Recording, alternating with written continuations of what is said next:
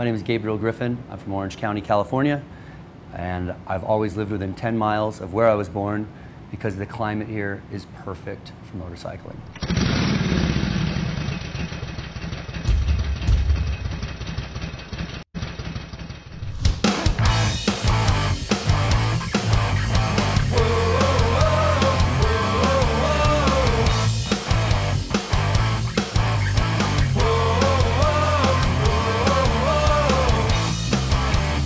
Got back from playing a small tour at the House of Blues Los Angeles, House of Blues San Diego, and the Ace of Spades in Sacramento. We were taken out by a band called Clutch. It was a blast. We haven't played in this band anything that large with it was 1,000 people every night, sold out. And it was an eye-opener and really makes me want to do it for a living. When I decided to do a band, over the years, I started getting into the history of early motorcycling. Roger Thornton was kind of the quintessential 70s biker.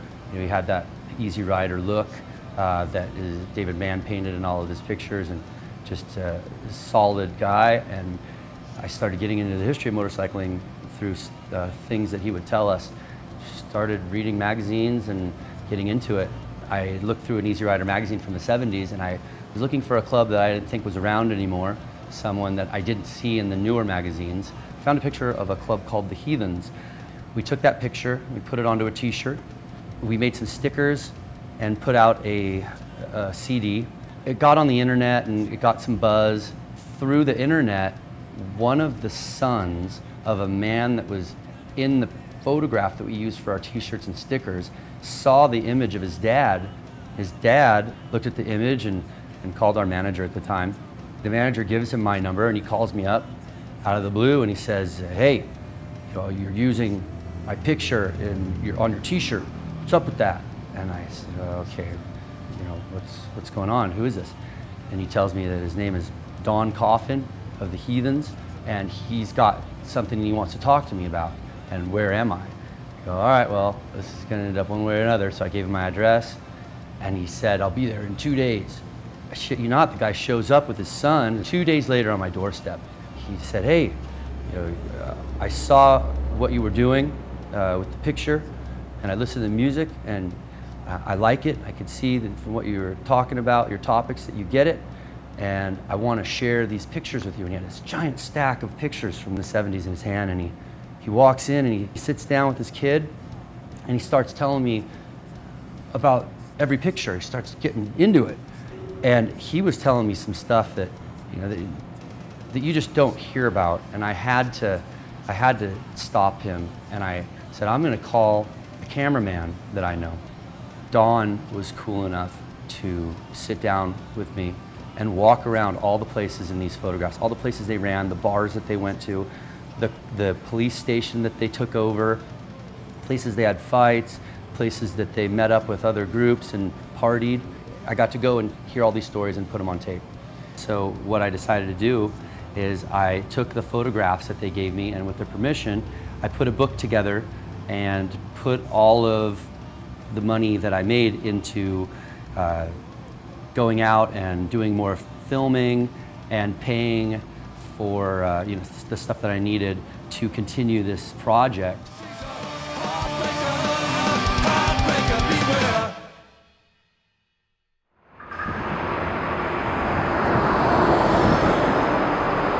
Whenever I talk to Gabe, he always has something new going on, and he's always kind of looking to create something new, whether it's a car, a bike, a band, a documentary film. He's always doing different stuff. I think Gabe, just as a builder and what he represents, is a garage builder and kind of a guy who gets it done just out of sheer love of wanting to build new stuff. I think he represents a cool breed of the motorcycle culture, and it's important to have guys like Gabe around that are always doing crazy stuff.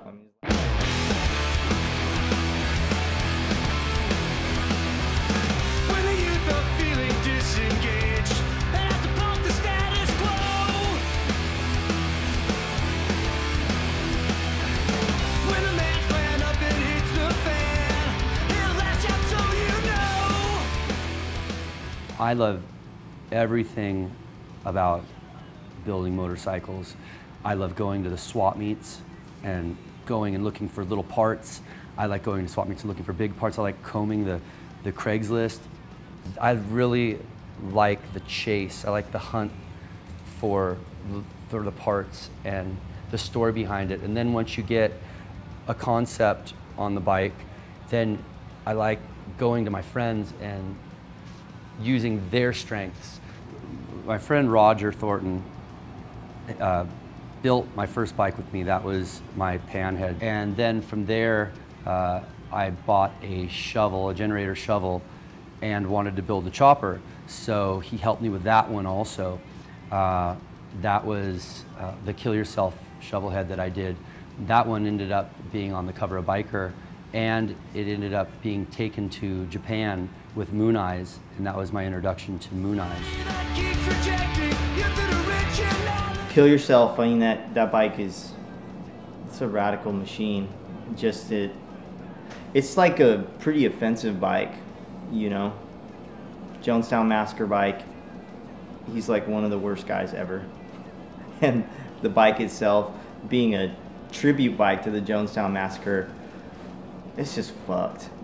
You know, it's just fucked. I mean, it's got so much crazy like scripture on the side of the frame, and you know, it represents a pretty demented event. I don't know exactly why I liked it at the time, and I still do. I just like the fact that it was macabre and it was Gabe and it was it's just fucked, and I always wanted to have a really fucked chopper. And if I was gonna have a chopper, you know, I think that was the right one. Yeah, I mean, traditionally I build like more of a performance style bike.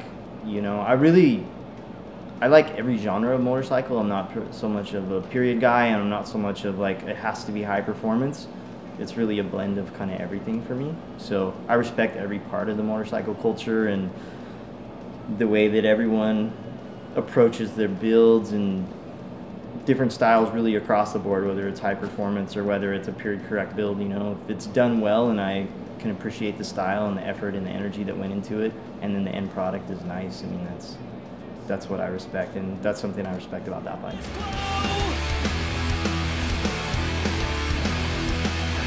Moon Eyes, that's a company owned by Shige Suganuma, and he will pick bikes from California that have made an impact on the scene, and then he takes them to Japan with you, and then you go and discuss them with the guys that are building bikes there at his show. Shige Suganuma and his crew have taken me personally to Moon Eyes numerous times. 3 bikes I've taken. I can't thank Moon Eyes enough. I really can't. They're the best. They really are the best.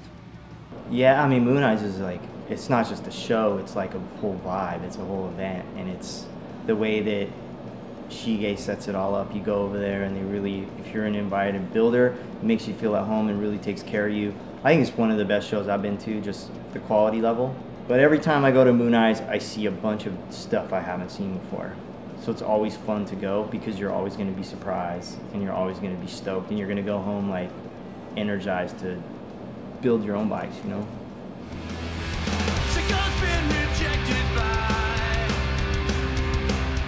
What I do in motorcycling, I do just to contribute to the scene. Like the bikes that I've built are just in the hopes that someone will look at the bikes in the future and say, oh, that's how they did that back in the 60s.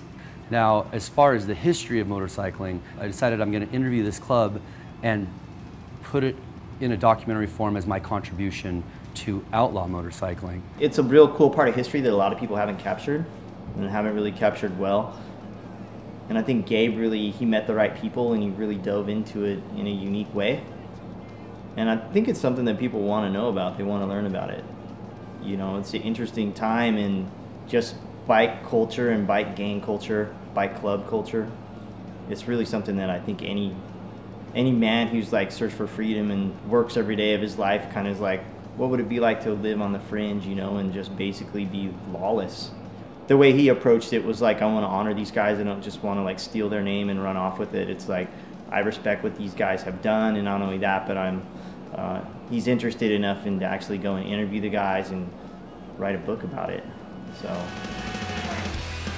When these guys from the 60s and 70s are gone, there are no more stories. The stories die with them because those guys don't discuss this. So what I decided to do is put all of the money that I made into going out and doing more filming. Over 100 members of the Heathens Motorcycle Club accompanied their leader Lowell Phillips on his last ride in Santa Maria today. They wanted to carry out his last wish, to be buried with his Harley Davidson. Phillips, who was the president of the Heathens in Santa Maria, was shot to death last week. Why did you bury the motorcycle with him? Because it belongs with him, and I could never see anybody else on it. Police call it an unprovoked killing. Senseless and ironic. Members of the Heathens Motorcycle Club, a Southern California group, say they're all just like a family. Heathens forever, forever heathens. My family, we did family things together, but wasn't like my bike family. Why we started a motorcycle family was because we didn't want to be known as a outlaw biker type, but although we kind of flashed our colors around a little bit, you know. Yep, we're Heathens, we're here. We were a bunch of spoiled brat kids that did what the fuck we wanted to do when we wanted to do it. Back then it was just play by my rules or fuck you. Very seldom we'd have a problem in a bar. We did, we took care of it. We partied with a couple different clubs that too much drinking got going and fights got going. People got beer bottles smashed over their head. We've had times the guns be dropped. He had a pirate gun in his belt. So I turned around and yelled at Rick. I said, this guy's got a gun. And they heard gun, and then from then on, it was downhill. He got his ass kicked so bad he knocked his eye out of the socket, broke all his teeth out. That's how I got my patch, actually, because I'd saved Rick from getting shot by the pirate. 90% of the time we were right in doing what we did. But I do remember one time we was in a bar and we got a big fight that night. We wound up killing one guy. So I was sitting handcuffed in the cop car and I hear on the radio, well, we have one dead and another one injured. I'm thinking, holy shit. If I'd known there was dead, I would have ran faster, man. I didn't know nobody died. We just fight with these guys. And the cops knew, man. You know, I mean, they told us. Well, just let the motherfuckers kill yourself. Because when it's all over, it's just the ones that's alive is we'll take on to jail.